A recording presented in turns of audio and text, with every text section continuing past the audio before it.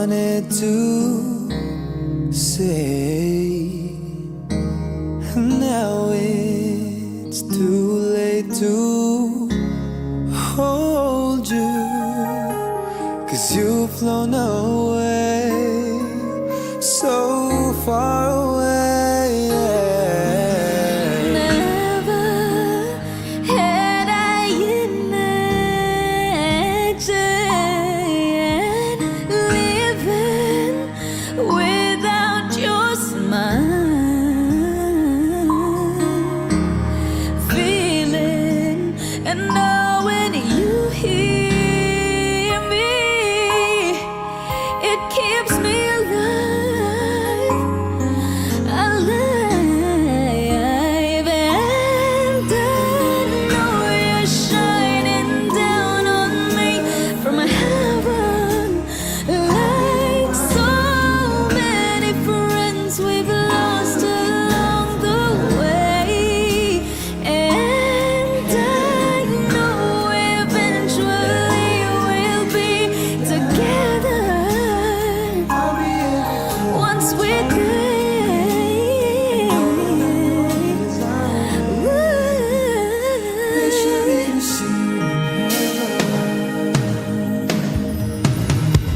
Darling, I never showed you. Assumed you'd always be there, and I took your presence for granted, but I always cared. It's the love we share. You're shining down on me from heaven, like so many lights on us along the way. And I know eventually we'll be together once we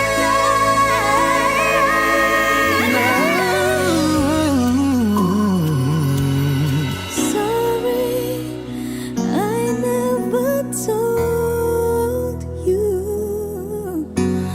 all I wanted to say.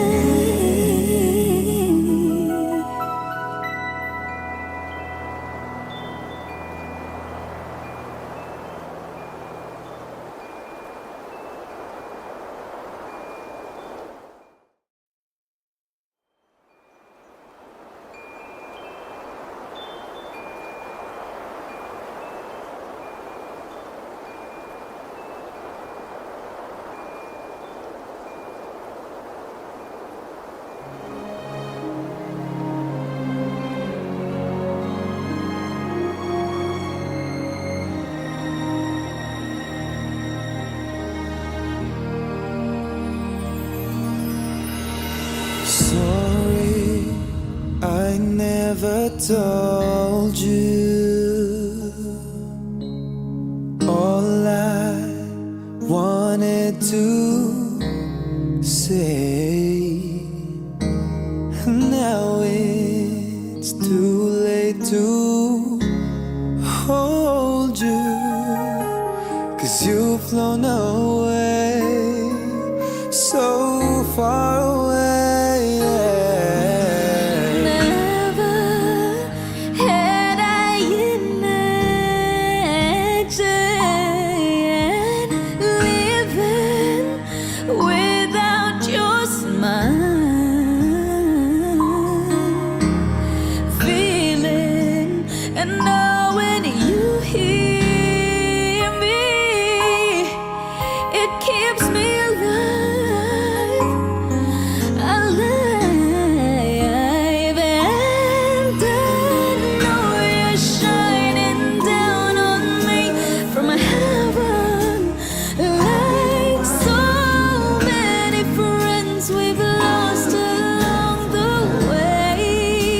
And I know eventually we'll be together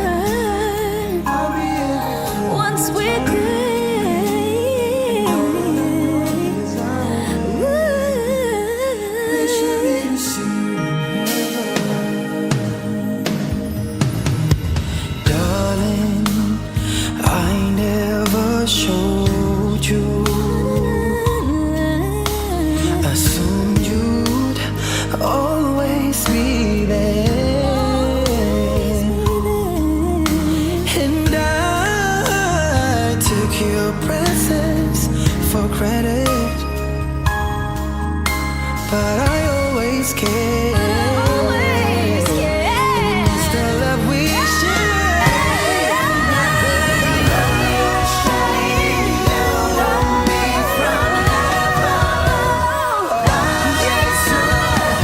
Lights on us along the way, and I know eventually we'll be together.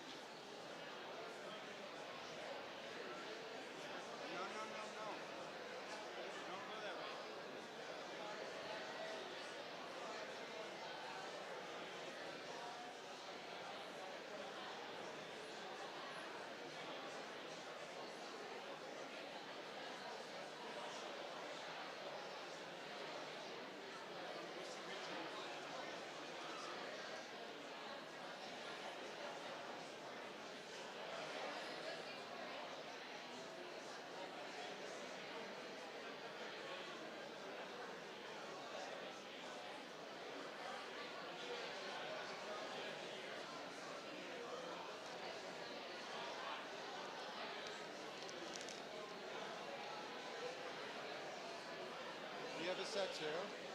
Huh? You said, do you have a set as well? A set? A copy? Yeah. Do you want your own copy? Yeah, probably.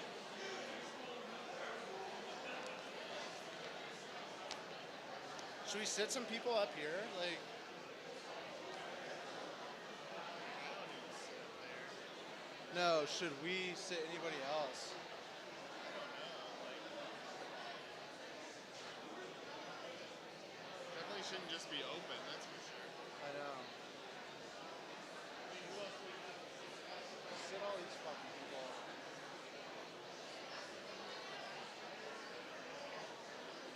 Maybe Kyle and Ernie and those guys.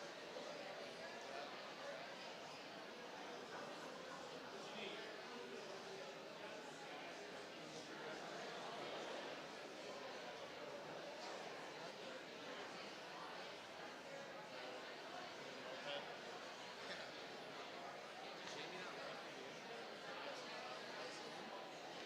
I don't know. Maybe there's some this way.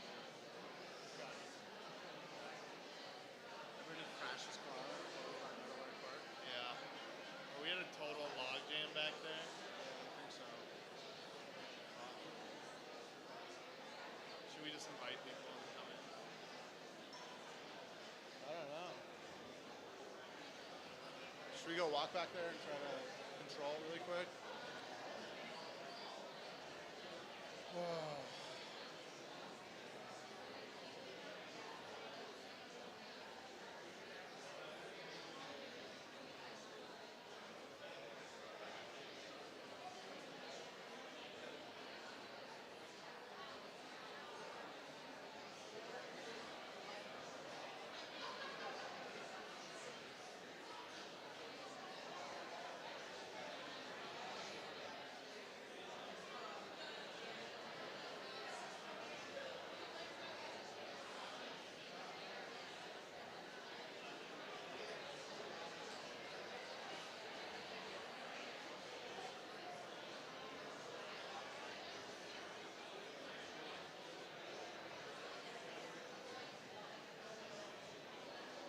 Apparently Chase said he was coming around. Alright, we need to fucking get started. Yeah.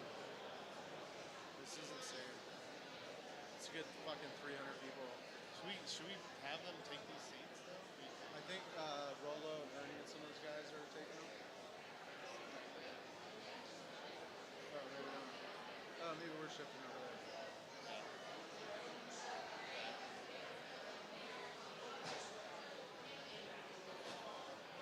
Should we tell people to... Let's wait for Dad. Alright, here it is.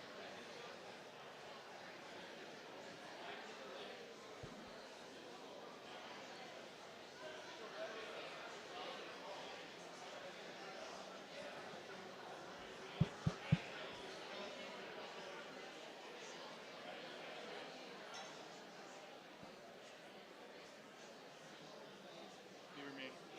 I'll go. See if they can hear us in the back. Dad, you guys ready?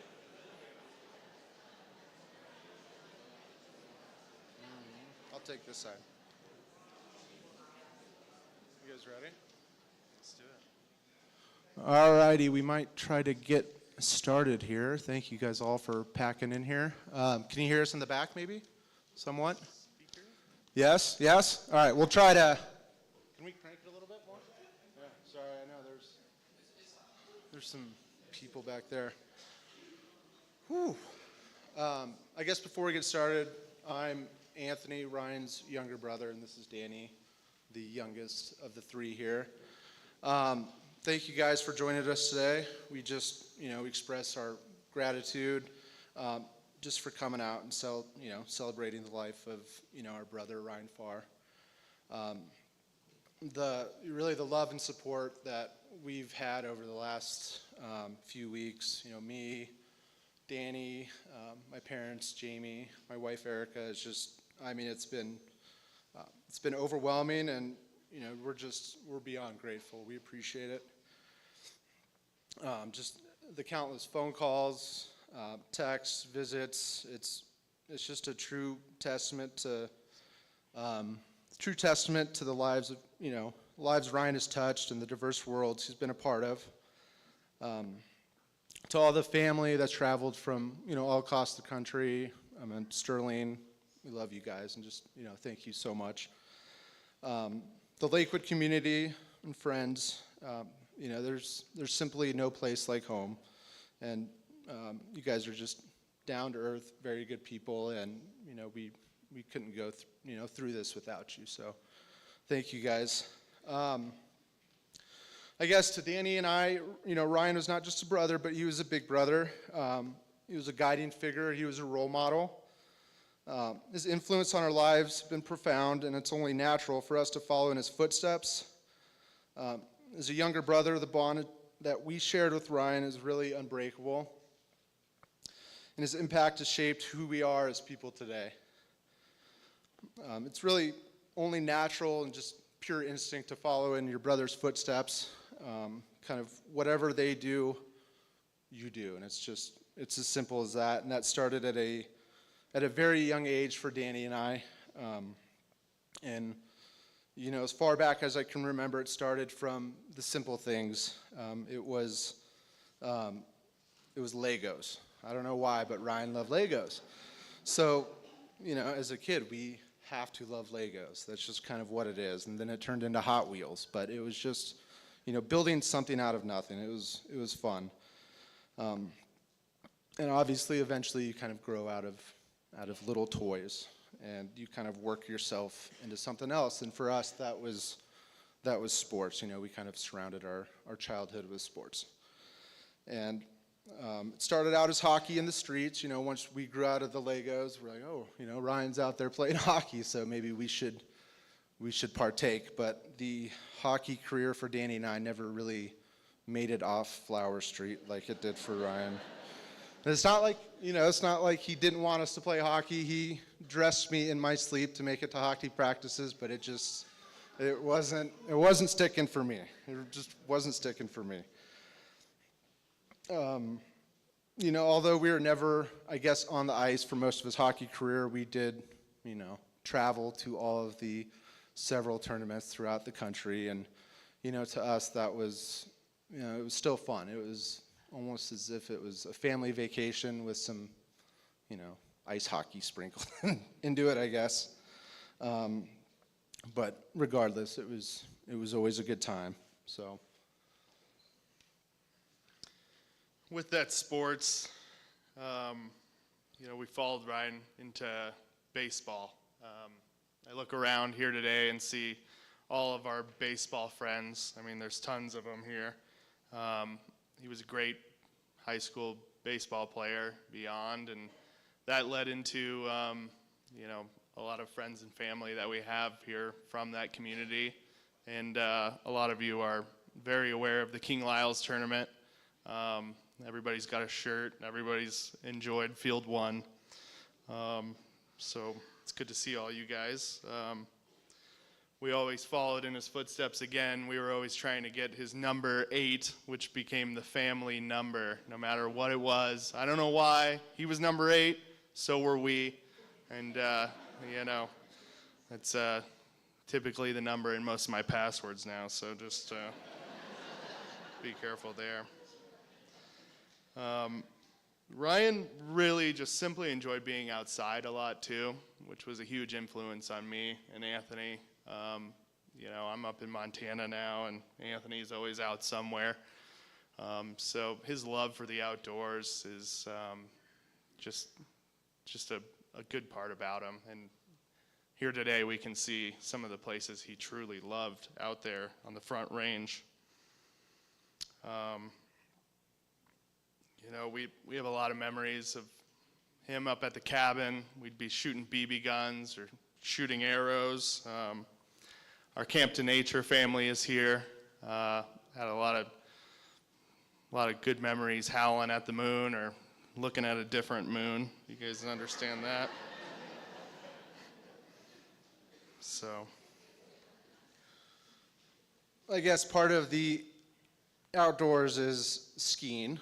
Growing up in the 90s, there was that thing, snowboarding, that started to pop up, and all of our friends were doing that. But we, as younger brothers, we had to ski like Ryan, and that was the way it was going to be, no matter what. We were fortunate enough to grow up, skiing here in Colorado at the small, resorts, Loveland, A Basin, and, could be a family up there. I remember following him over on the Loveland bus to the big side of Loveland, and my mom got back, and she's like, "Where the hell were you guys?" And it's like, we followed Ryan, What else would we do? And thank you, Mom, for dragging 3 kids up skiing. I know that it's probably not easy, but, we just have a ton of good memories on the ski slopes, and that was always a very peaceful place for us.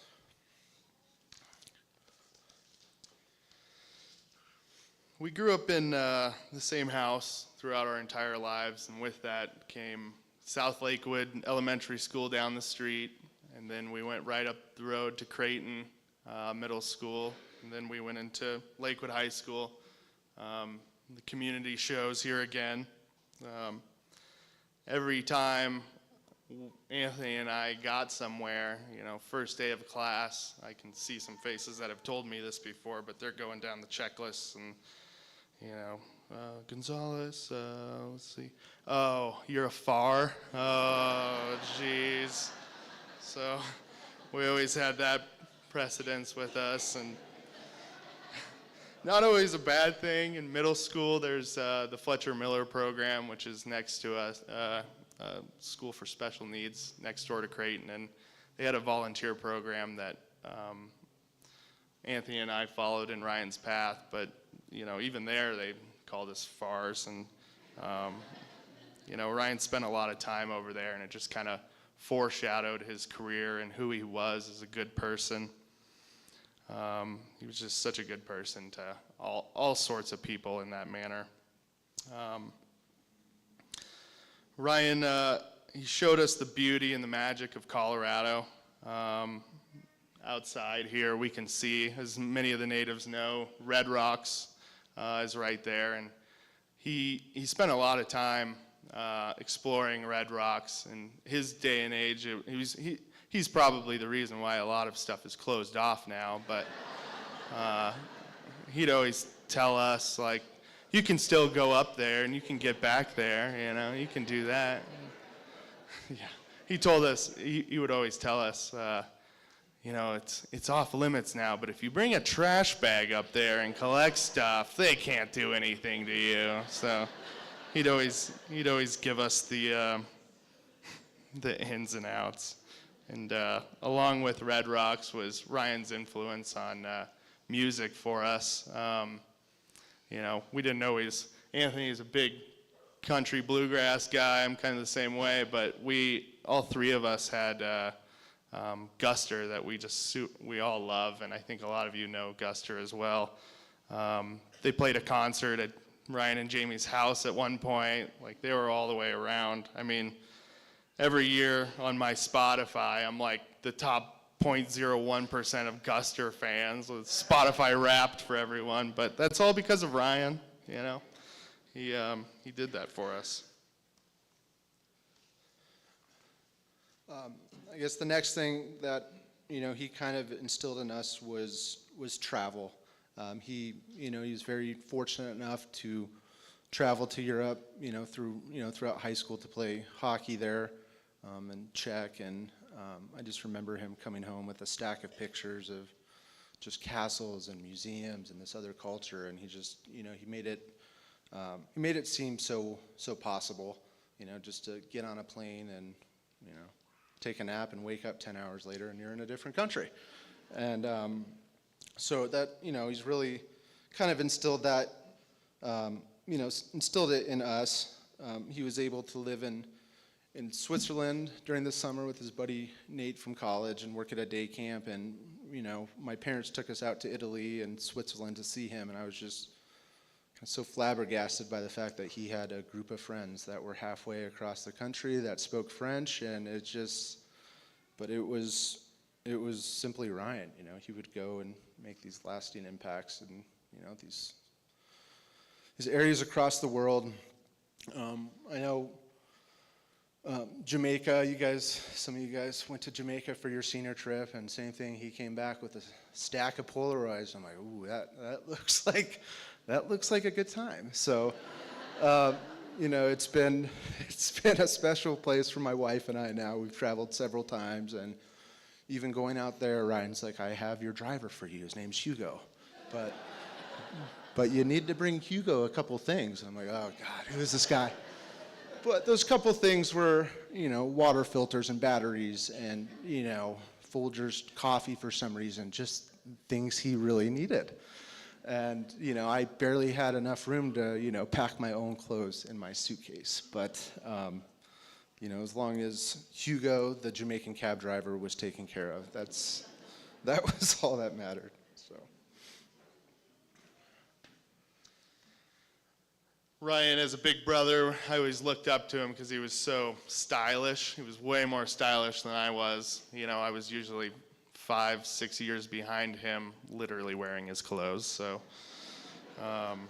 you know, I was looking at myself today, and I'm like, I can't believe I'm not wearing anything of his.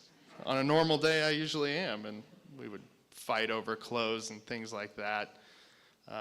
He had this Bulls jersey, Michael Jordan jersey, that he just loved, and he wore it all the time, and of course it disappeared, you know. And that was my favorite jersey, and a year ago I returned it to him like 15 years later for Christmas gift. He was kind of thrown off that way. So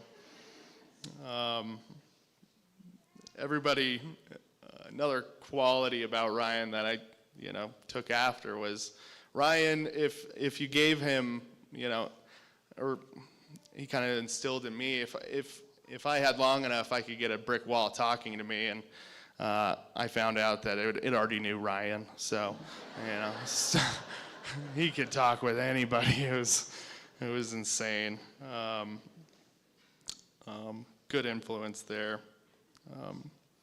Him and Jami, they got a dog, Murphy, who was rambunctious and crazy, and somehow we followed up with another dog, Chica, and then Remy, and then I got Argo and Petey, and then Maximus, which is their giant golden retriever. He's a monster. So, you know, just more of us following in his footsteps there.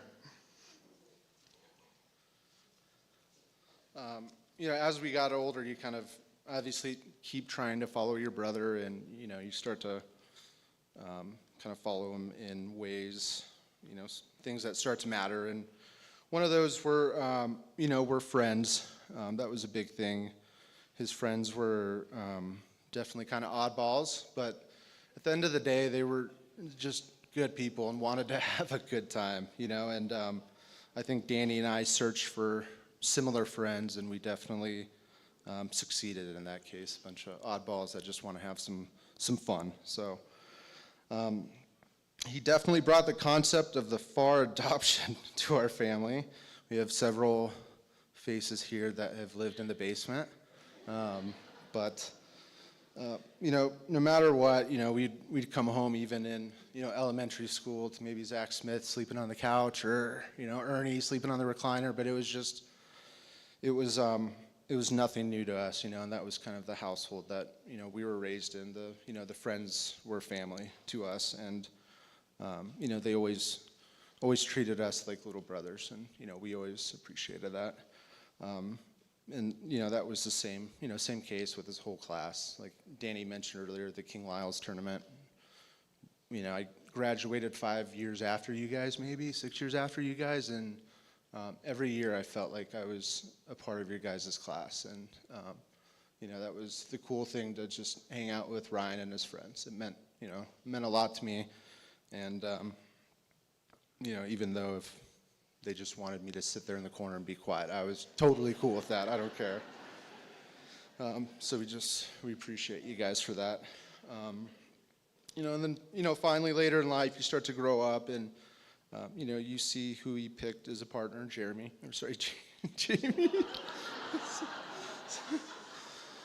Jami.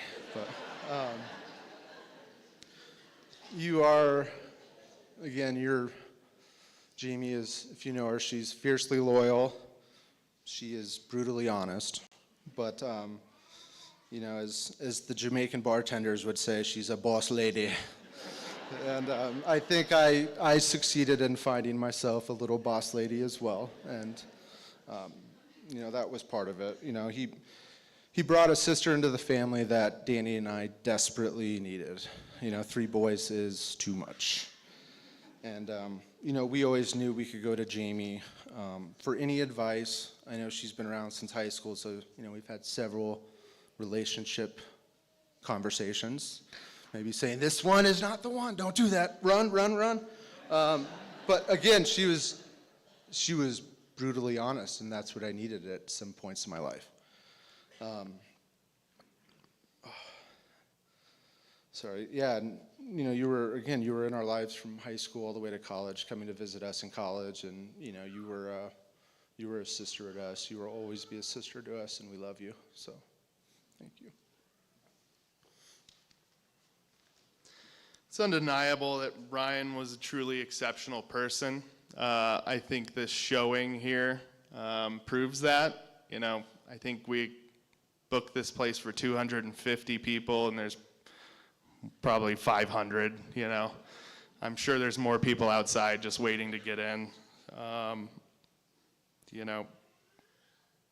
Just who he was so great. And we want to just not thank, but Bill and Mary did such a good job with raising Ryan, and I don't know what you guys put in his water, but he was a good big brother to us, so you guys did a great job.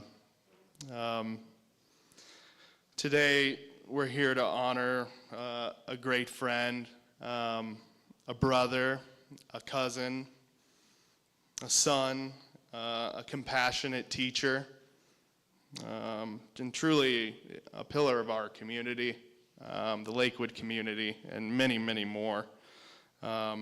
We want to come together today to cherish the joy and positivity that Ryan brought to this world and to our lives.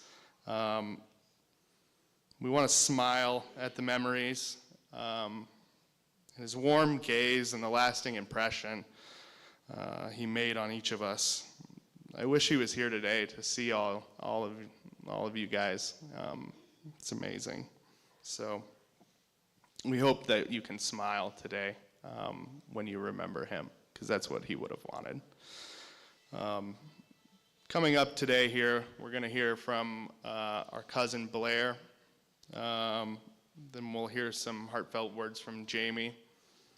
We're going to watch a small video that Ryan's good friend Larry put together. And then we'll have a couple of his friends come up and say some nice words about him. We'll have some drinks. We'll tell some stories. We'll have some fun. So thank you, everybody, for joining us today. And we love you guys. We really do. The whole Farr family does. I mean, if we could measure the love that we've received in calories, it's obscene. So, yeah, that's what we got for you guys here. Thank you. Bring up Blair. Yeah. Did I say Paha? No, you said Blair. And now we'll invite our cousin Blair to the stand. Oh, yeah, there she is.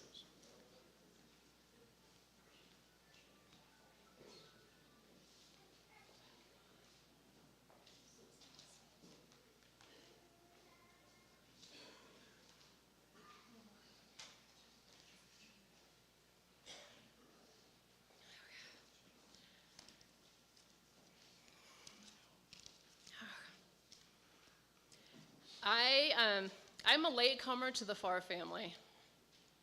In 1967, I was given up for adoption. In those days, it was a secretive process. No one in the family knew of my existence except my birth parents. In 2001, I met my birth mother, Jane, and I was delighted to find that she came from a big, beautiful family from Illinois. In a crazy twist, I also discovered that her younger brother, Bill, and his family had been living in Colorado in very close proximity to me for many years. Bill and Mary and their sons, Ryan, Anthony, and Danny, were immediately welcoming and open and supportive of this new revelation. They took what could have been an awkward and uncomfortable situation and made it into a warm and loving place for me and my family. Today, I consider them to be one of the greatest gifts in my life. The fact that a new family member had dropped out of the sky was not an issue for Ryan. I think he saw the situation as a natural extension of what he had grown up with. A loving family and a large extended family, where the more the merrier seemed to be the motto. I've had the fortunate and surreal experience several times of visiting the Farr home in Taylorville, Illinois. And what I found was a tiny house bursting at the seams with family. A home base that everyone returned to year after year. Multiple generations of Farr family who loved each other deeply and who could hardly wait to reconnect. Ryan grew up in a family where everyone was welcomed and cherished. Ryan lived his life that way. In his eyes, everyone was welcomed and cherished. Ryan was about 15 years old when I met him. He was a bouncy, exuberant puppy. He was busy with sports and friends and school. He was a natural athlete, a feisty hockey defenseman, and a talented baseball and tennis player. He was excited about getting his driver's license. My husband Neil still laughs about their outing together when Ryan was learning to drive a stick shift. Neil and I had the joy of watching Ryan grow from a teenager into a loving, kind man. We were very proud of him for becoming a teacher and for working with students, many from low-income families and often immigrants just learning our language. It was incredibly touching to watch Ryan interact with his tiny students and see how much they adored and admired him.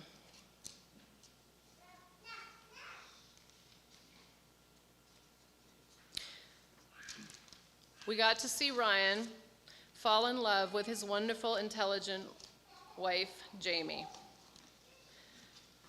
Ryan and Jami were much younger and much cooler than we were. And unbeknownst to them, they were sometimes our parenting advisors.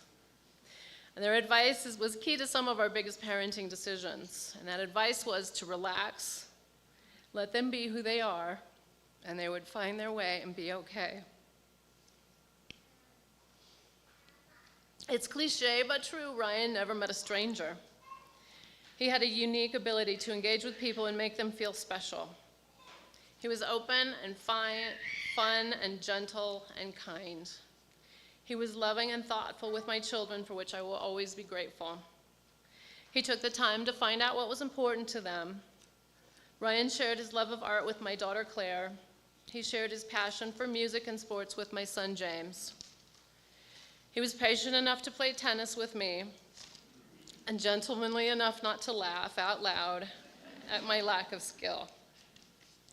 Ryan was a lover of nature and of being outdoors, and he took full advantage of the opportunities that his state offered.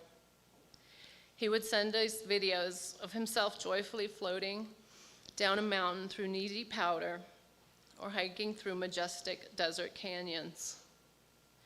He found happiness waiting in a cool river, waiting to hook a fish, admire it, and gently release it. Ryan had a huge and sensitive heart.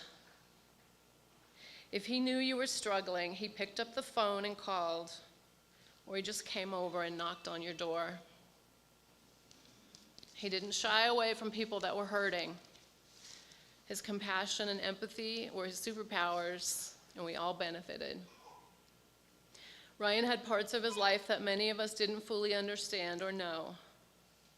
But I do know for certain that he was deeply loved by his parents, his brothers, his wife, his extended family, and his dear friends.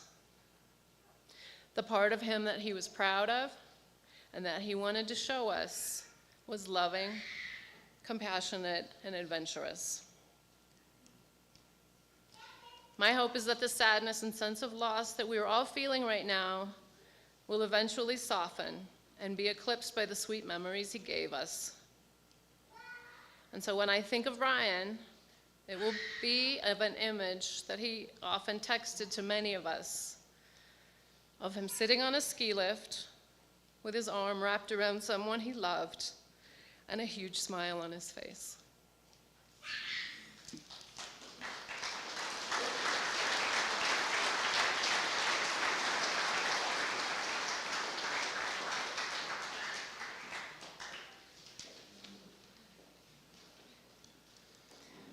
Oh, there's a lot of people here. Thank you all for coming here today.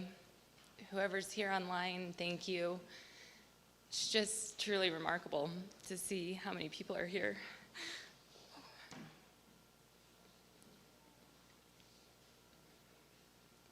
Each and every one of you, Ryan would have loved to see your faces.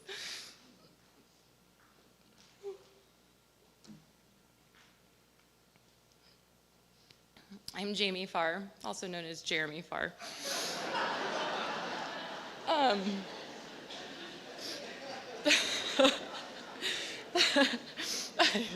mean, where did that come from? Ryan and I started dating our senior year in college in 2008, and really from that moment on, our lives became intertwined in every way possible. Over the span of 16 years, amidst a lot of life's peaks and valleys, we shared a lot of love and a lot of countless precious memories.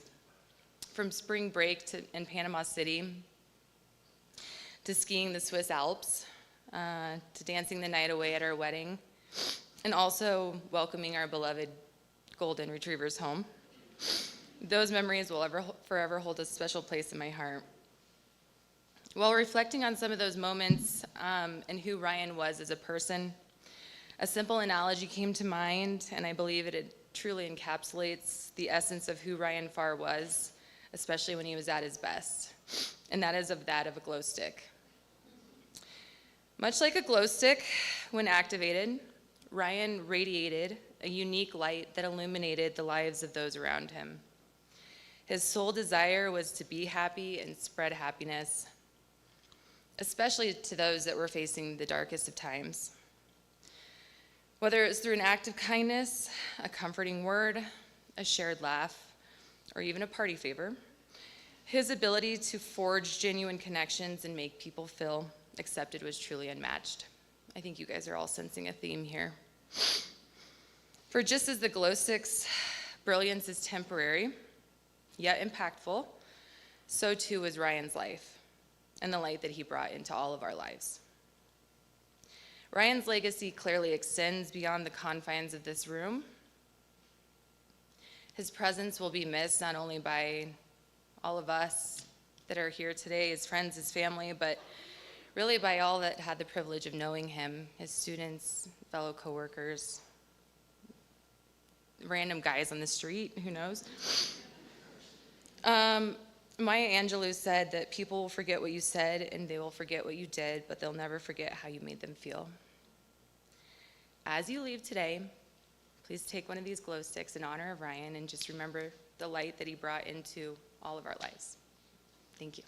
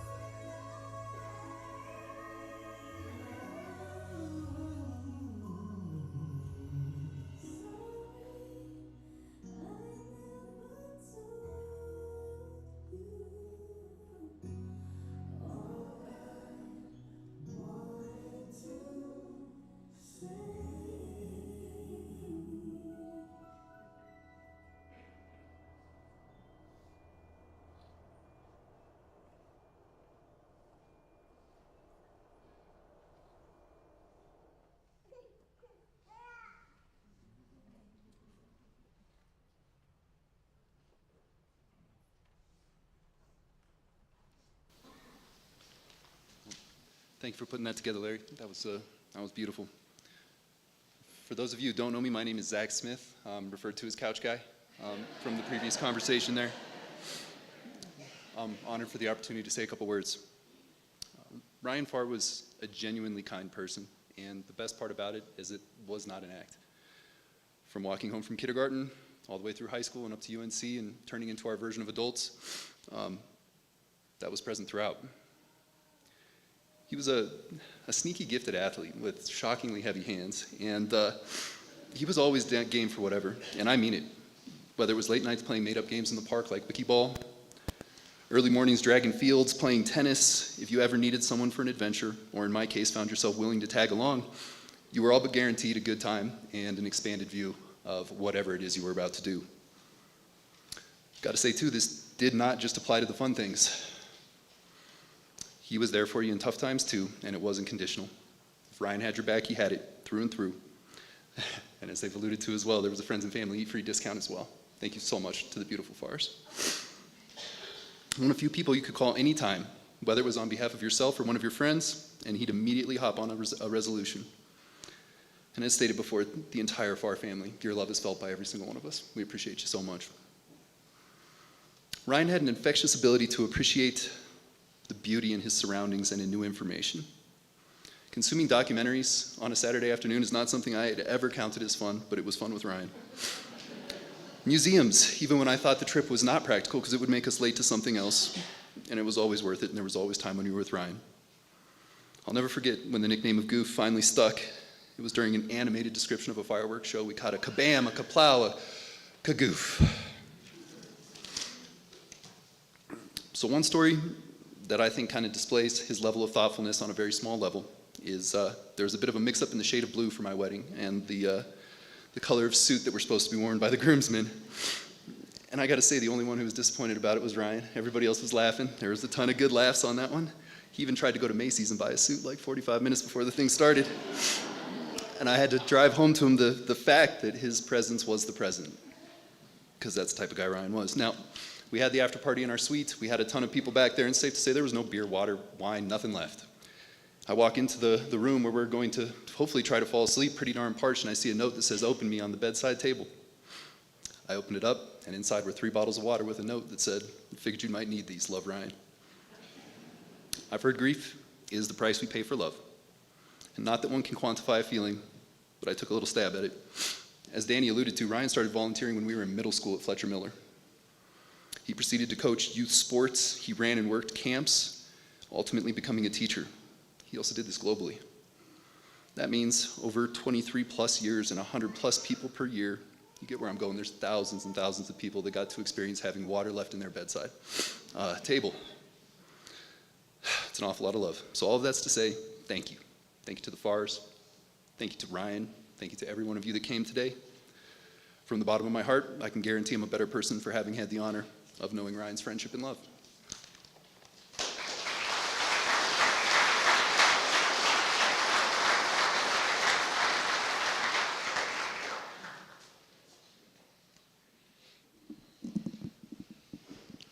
A little bit shorter than everybody, so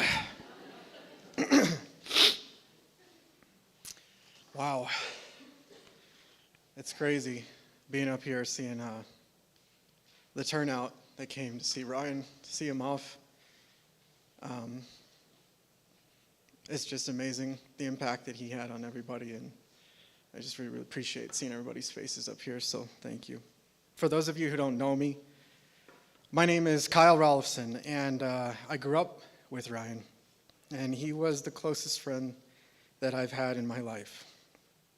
Pretty much all of Ryan's friends, as you've heard, called him Farr, so I'll be using Ryan and Farr kind of interchangeably here, and I'm talking about the OG Farr. Not these schmucks over here, you know. It's hard to sum up someone in a few pages of memories. You write about them. Words can never put into context the intricacies that you feel for someone that you loved and the impact that they had on your life, but Ryan had a particularly tangible impact on the people around him. And it's easy to see the themes that unfold as we remember him and hear the stories of those whose lives he touched. For me, those themes that stand out and that I'd like to reminisce about with you are his friendship, his feelings, and of course, his goofiness. I'm going to start with his friendship. I met Ryan in elementary school, and one of the most vivid memories I have of Ryan at that time was one of his birthday parties. It was a slumber party. We got into a lot of shenanigans that night, as boys will do.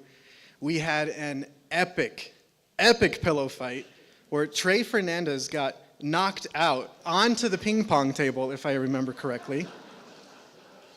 And I think that was like the first 5 minutes of the night, so. I'm not sure if I've ever laughed so hard or so long ever since that night. And the thing that stuck out to me about Ryan at that time was the friend group that he had. Ryan's always been friends with everyone, even from a young age. It was a hodgepodge of guys at that slumber party, many of which I had never really hung out with before. We weren't all friends with each other, per se, but we were all friends with Ryan. It was Ryan who brought us together for one of the funnest nights that we had as kids, and that was one of Ryan's biggest gifts. One that I've always been envious of. His ability to make friends, his ability to connect people. He had that gift from day one and for the rest of his life. It's no stretch of the imagination to understand the kind of person that Ryan was if you know Bill and Mary. They had 3 hungry boys they had to buy groceries for, but in reality it was like 30 with the amount of foot traffic that was in that house growing up. Your garage wasn't a garage, it was like a free vending machine, basically.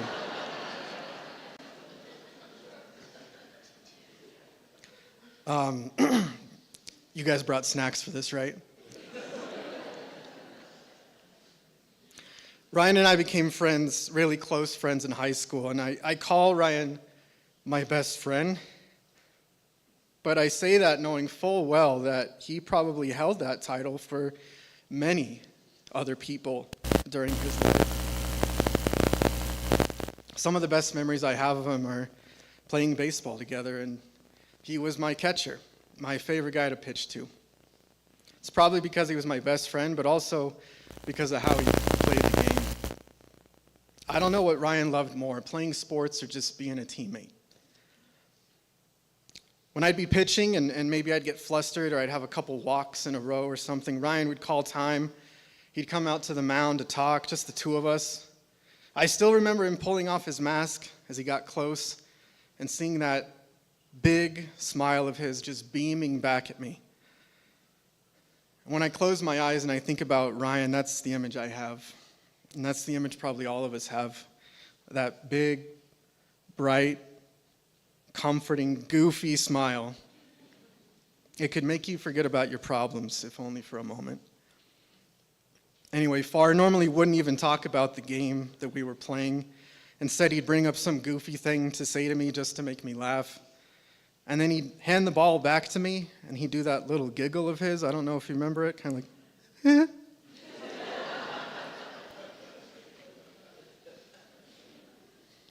And then he'd go jogging back to the plate with that big lumbering way he had of running, you know, almost like he was ice skating on top of the dirt. Weirdly athletic, right? Like somehow he managed to be athletic even though he moved like an ogre.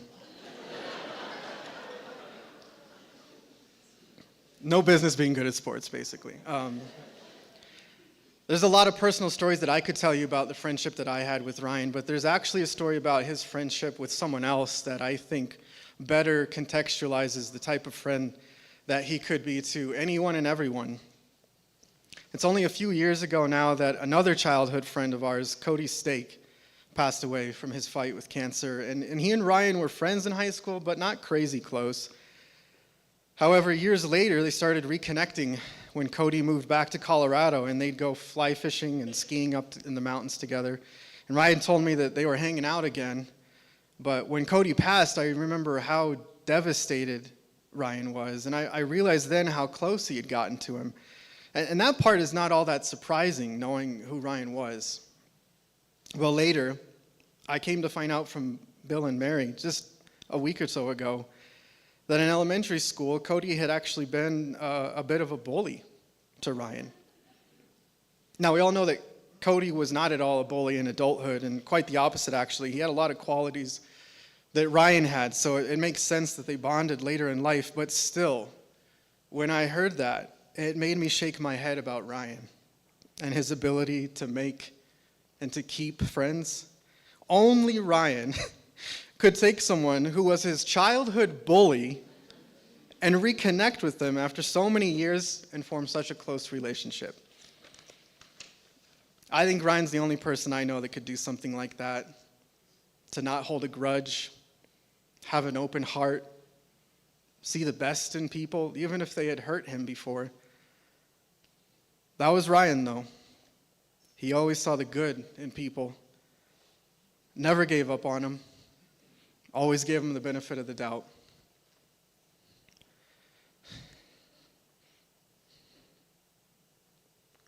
Ryan, sorry, almost made it. Ryan was tenacious and persistent in his friendships. And I'd encourage all of us to become a little more like that with the friends that we care about and maybe haven't reached out to as much as we know we should. I hope I can be more like Ryan in that way. The next thing that defines Ryan in my eyes are his feelings. Ryan's always been the kind of guy to wear his heart on his sleeve, and he wasn't shy to tell you that he loved you. He wasn't afraid to shed a tear in front of you either. He was quick to apologize for even the most insignificant infraction that he perceived that he'd committed. I remember one time I actually got pretty annoyed at him for apologizing so much for something stupid, and I told him, "Dude, Farr, can you stop saying you're sorry so much?" He paused for a moment. He saw that I was upset, and he said, "Sorry, bro."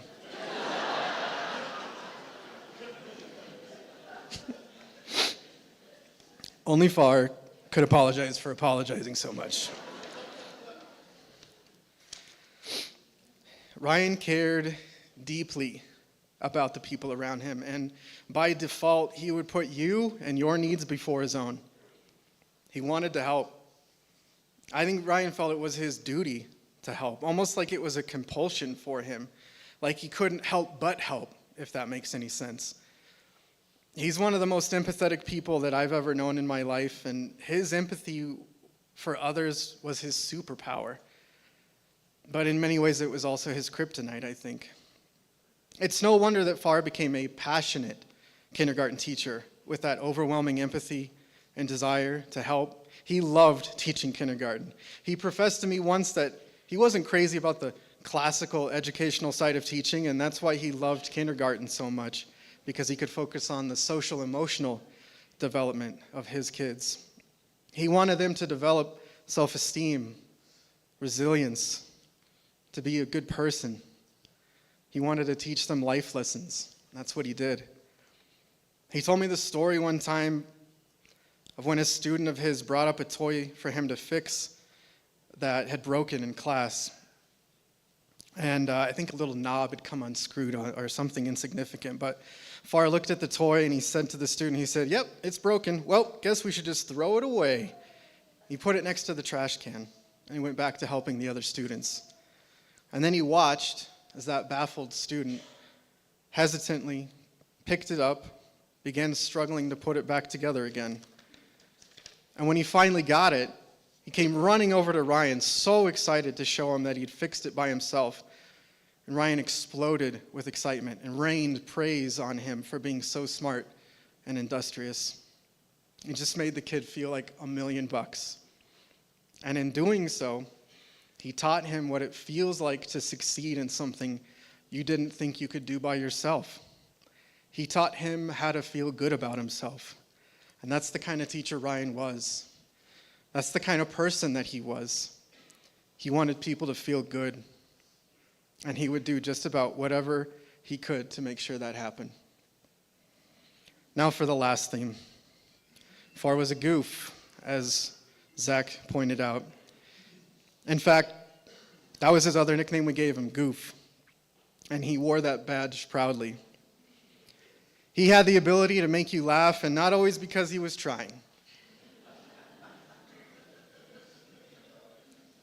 He just had this ineffable goofiness about him in the best way possible. From that little giggle of his. Bill has it too, by the way. I don't know if you guys know that. Sorry, Bill, your secret's out. To the thunderous way that Ryan walked. I don't think he snuck up on anything ever in his life. To the way his mouth made that clicking noise when he smiled. If you know, you know. He had a million little quirks about him that just made him Farr. A core memory I have of Farr was his hair.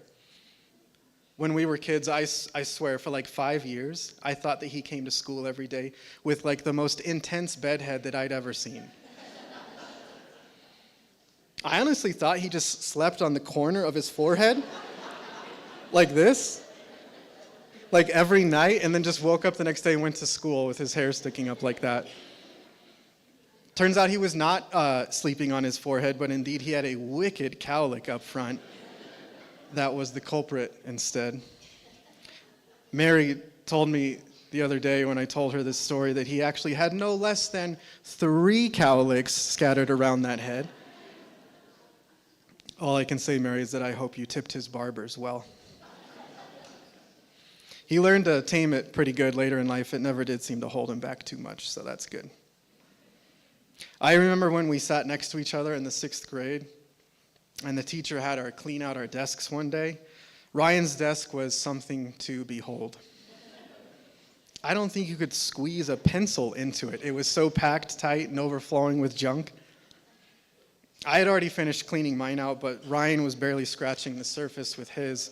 And I remember seeing that he had these ripped magazine pages in there with pictures of military vehicles and airplanes and helicopters and stuff. He was always a military buff, but I picked up one and I uncrinkled it to see that it had a picture of a Thanksgiving banquet on it. And I remember just ripping into him for having pictures of food crumpled up and stashed away in his desk. When I bring up that story as adults, he would swear that there was a picture of a tank or something military related on the back of it, but I don't know. I saw what I saw.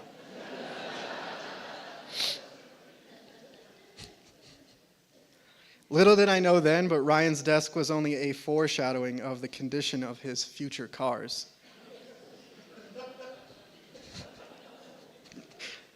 I think anyone who was friends with Farr has a story to tell about being in his green Ford Explorer in high school.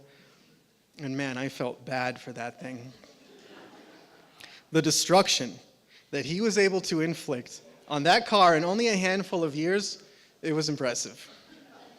Missing door panels, windows that didn't work, speakers that dangled by the cords so that you had to lift it up so that you could close the door.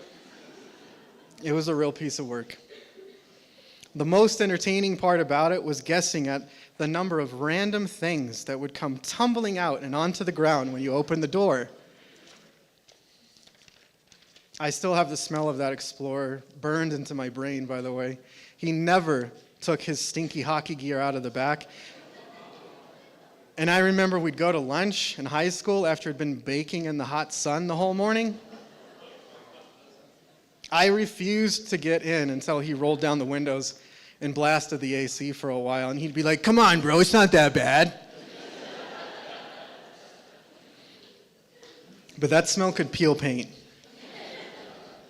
In fact, that's probably what made the door panel fall off. Somehow it never fazed him, though. And I can't believe that you actually inherited that car. I thought it was totaled after him. That's impressive. There were so many damn goofy things about him that at times were annoying, yet so completely endearing to him at the same time. I'm gonna miss you, buddy. I'll miss your friendship.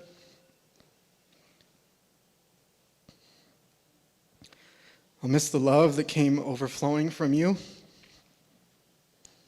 I'll miss your goofy spirit.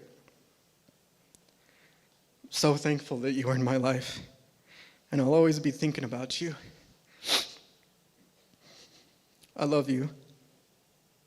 Your friend, Rolo.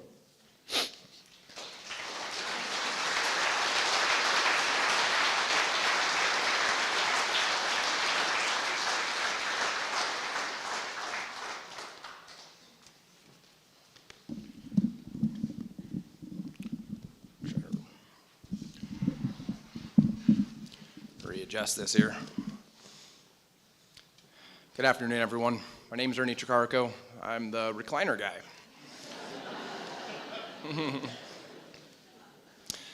Ryan, excuse me. Ryan was my best friend. Not just a best friend, but a brother. He was my Bert. You've all seen Sesame Street, and the rumor's true. We were the bestest of buddies that did everything together. And we were all so lucky. Ryan was an extraordinary man. He had a heart full of compassion. He was a person who gave selfishly, never out of obligation, but with the purpose to make the world a better place for the people around him. He was the first to offer and the last to ask for anything. And if a problem presented itself, Ryan was the first person to show up at your doorstep. He'd blow the door off the hinges upon entrance, but always the first person to show up. Man, he used to enter a room with such force. Heels stomping, stuff flying out of his pockets, just a mouthful of teeth coming at you.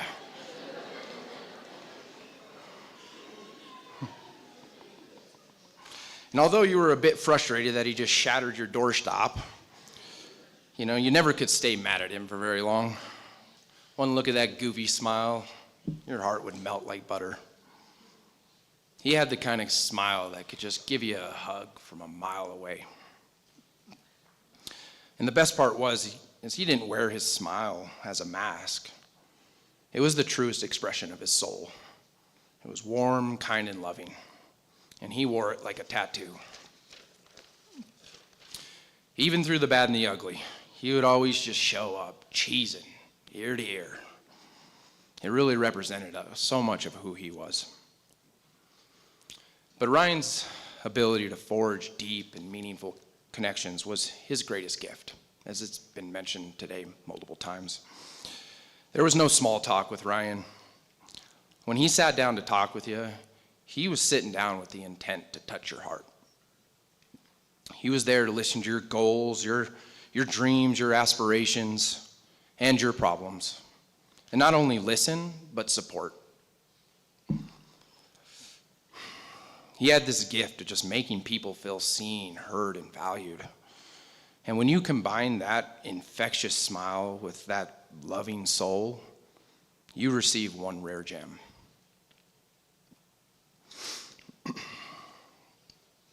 And not only was he loving, caring, and kind, but he had this adventurous side to him.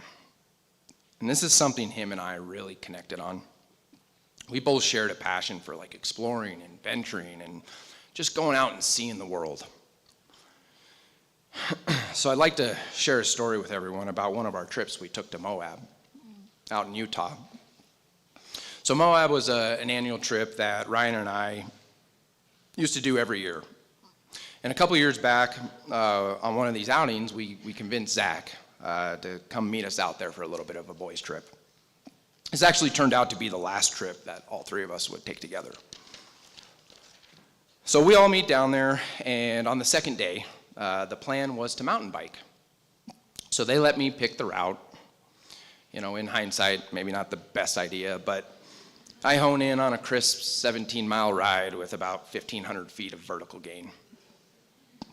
And so for anyone who hasn't been to Moab, the trails can be pretty extreme. You move from dirt to sand to climbing these huge boulders. And so 90% of the time you're riding on rock. So if you were, so it's very unforgiving if you were to fall. So we get out on trail and we're right about 7 miles. We get out on trail and right around 7 miles I stop to do a check-in. So Zach actually rides by me first, and I was like, hey man, where's Ryan? He said, he's back there, but I'm gonna keep going because if I get off this bike now, I may never get back on it. So I'm like, all right, cool. So it's like, a couple minutes go by, but I start to get this bad feeling. So I decide to, get back on my bike and to go find Ryan. So I ride about a half mile back. And as I'm coming up over this boulder, I spot Ryan's bike on its side. And to the right of his bike is this bush, and Ryan's leg's sticking straight out of it. And I'm like, oh no, that's all, oh no. I was like, am I gonna have to get this kid a helicopter ride out of this desert? So I pick up my pace and I approach closer. And as I approach closer, I see him lying here in the middle of this bush, and he's moaning. He's like, as if he stepped on a tack. He's like, oh. He's making these weird noises. So I was like, dude, you good? He's like, oh, leg cramp.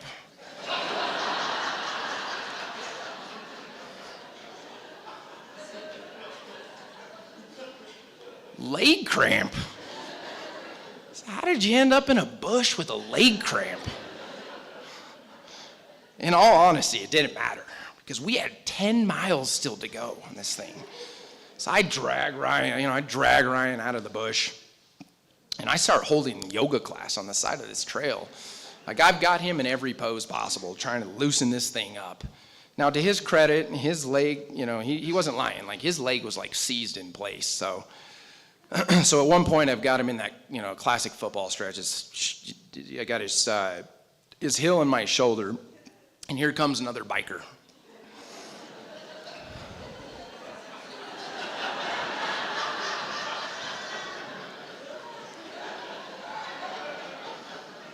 And Ryan, on his back, starts waving at this guy like he's Lieutenant Dan. I've got my shoulder, his heel's in my shoulder. God, man, this man comes to a screeching halt. He's like, oh, is everything okay? I'm like, yeah, dude, we're good. I just glare back at Ryan. Stares back at me with that classic confused look in his face. Finally computes what he just did and just starts apologizing. I'm like, hey, bud, it's not a big deal, but we don't need to say hi to every stranger that rides by. Can we focus on getting you back on this bike? Gives me the Ryan, good old nod. The short of it, we get Ryan back on the bike. I get him to the nearest service road. So I continue on with my ride and find out later that he actually ends up hitchhiking back to the car. So by the time I finish, I roll up, and he's in the back of his truck with his leg out the window, and he's laying there with an open loaf of bread next to him, making peanut butter and jelly sandwiches on his stomach. Hey, Ern.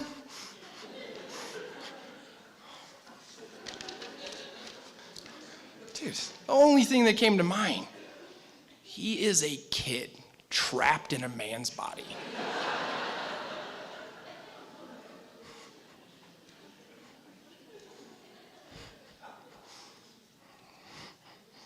I really loved him for everything he was, everything he represented. And I'm so incredibly thankful. I'm so incredibly thankful for you. You were such an amazing friend, and I'm just so grateful that I was able to share so many great memories with you. There was no one else in this world that I would have wanted by my side. We had such a beautiful connection, a connection that made life brighter and infinitely more meaningful. And I can't say thank you enough for it. I love you, my dude. With all my heart.